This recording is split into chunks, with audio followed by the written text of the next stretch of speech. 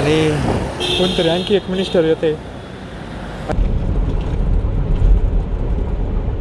सगळ्यात पहिलंच आपल्याला जायचं आहे प्रवरनगरला आणि प्रवरनगरहून कोणातरी घ्यायचं आहे आणि आपण तिथून जाणार डायरेक्ट मुंबईला. गाडीमध्ये पाण्याचे बॉक्स विक्स टाकून घेतलेले आहे कारण परत रस्त्याने ताण बिन लागले तर प्रॉब्लेम नको व्हायला, कारण उन्हाळ्याचे दिवस चालू आहे सध्या.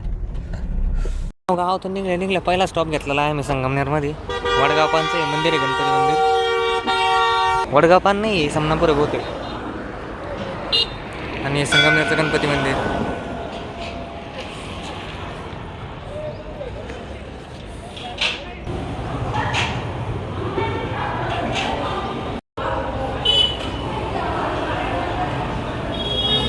आम्हाला 5 वाजेपर्यंत पोहोचायचं मुंबईला आणि आता वाजलेले 3:30 आणि आम्ही अजून इथंच संगमनेरमध्ये. संगमनेरमधून मला वाटत नाही मला 6-6:30 वाजेशिवाय पोहोचू शकतो आहे. 6:30 आणि 7 वाजू शकते आम्हाला.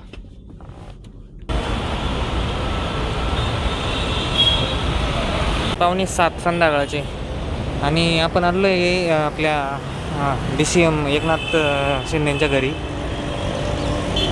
हे त्यांचं घर आहे, इथनं एंट्री होती. पण मी आता मला भूक लागली त्यामुळे मी काय आतमध्ये जाणार नाही, मी बाहेरच थांबणार आहे. आणि हे त्यांचं ठाण्यामधलं फार्म हाऊस आहे.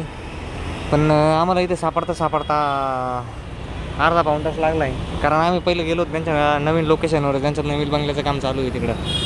पण नंतर विचारत आम्ही आलो आहे. तर आता आम्ही बरोबर पोहोचलेलो आहे आणि गाडी लावून दिलेली मी इथे रस्त्याच्या कडाला ब्रिज खाली. तिथे सगळे पोलीस लोक पण थांबलेले आहेत. मला इतकी भयानक भूक लागलेली, सकाळपासून मी नुसता फिरतोय आणि इथं जेवणाला पण काही भेटा नाही. तसं 7 वाजले काय भेटणार आहे मला, पण मग ठीक आहे. एक वडापाव द्या ना.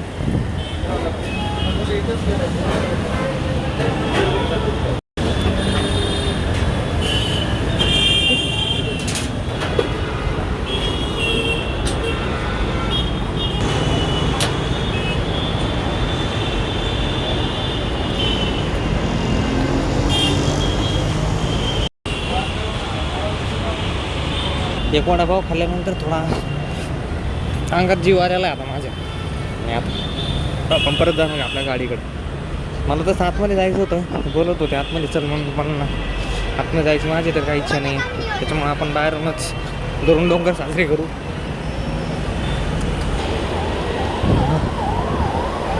मित्रांनो ते लोक आतमध्ये गेलेले आहेत का नाही मला माहीत नाही, पण जर गेलेले असतील तर मग चांगलंच आहे. मी थोडं एक्सप्लोअर करतो इथं. हा ब्रिज सरळ, हा जो ब्रिज आहे तो सरळ आम्हाला आमच्या घरी घेऊन जाऊ शकतो शिर्डीला, कारण हा सरळ कनेक्ट होतो आहे आमच्या शहराकडं.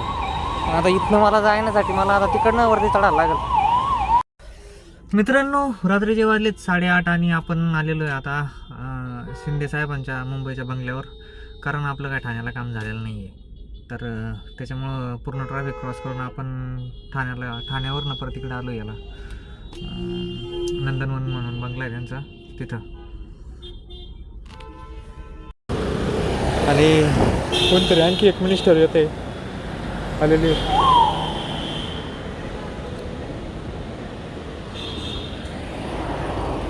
रात्रीचे वाजलेत किती वाजले तर भावानं रात्रीचे वाजलेत 9:30 आणि आपलं काम काय अजून पण झालेलं नाही आहे. आणि मी केव्हाची वाट बघतोय ते पण काय आलेलं नाही आहे. आणि मी गाडी अशा ठिकाणी लावली ते डायरेक्ट नो पार्किंगचा बोर्ड लावलेला आहे.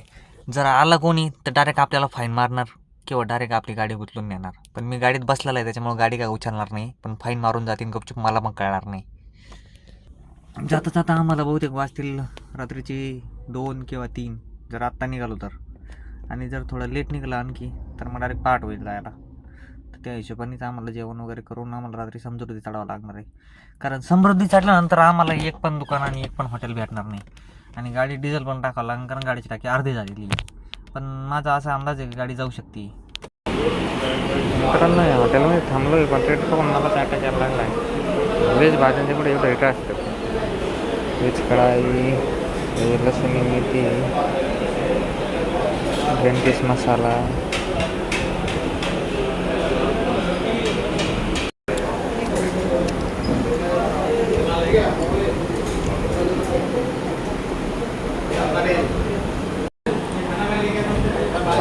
कशाची बनलेली काय माहीत नाही, भाजी एकदम नाच लागला. पनीर आहे त्याच्यात पण काय कसं बनवलं तरी सांगू शकतो.